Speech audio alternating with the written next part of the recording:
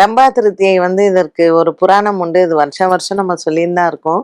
அதுவும் வைகாசி மாசத்துல அதாவது சந்திரன் உச்சம் பெற்ற வீட்டில் சூரிய பகவான் இருப்பதும், சந்திரன் நீச்சம் பெற்ற வீட்டில் சூரிய பகவான் இருப்பதும், வளர்பிறையில் இருக்கக்கூடிய 3வது திதி வந்து ரொம்ப விசேஷமானது. ஸோ சித்திர மாசத்துல எப்படி அக்ஷய திருத்தியை ரொம்ப விசேஷமோ, வைகாசி மாசத்தில் நமக்கு ரம்பா திருத்தியை வந்து வருவதுண்டு. இந்த வைகாசி மாசத்துல வந்து பாத்தீங்கன்னா சூரியன் ரிஷபராசியில இருப்பார். சந்திரன் உச்சம் பெற்ற வீடு.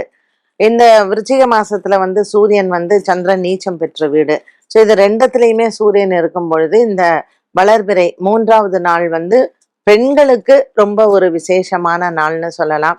ஸோ உங்க அழகு கூடுவதற்கு, நமக்கு வந்து நல்ல ஒரு யவ்வனம் இருப்பதற்கு, கணவன் மனைவி நல்ல ஒரு அந்யோன்யத்தோட இருப்பதற்கு இந்த ரம்பா திருத்தியை, ரம்பைக்கு வந்து சாபம் தீர்ந்தது அப்படின்னு சொல்லக்கூடிய ஒரு வரலாறு.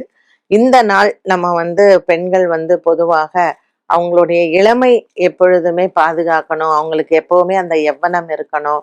ஸோ இன்றைய காலத்தில் அது கண்டிப்பாக தேவைன்னு நான் நினைக்கிறேன். இது ஞாயிற்றுக்கிழமையில வந்திருக்கு. ரம்பா திருத்தியில வந்து பொதுவாக சுக்கிரனுக்கு வந்து பண்றது உண்டு.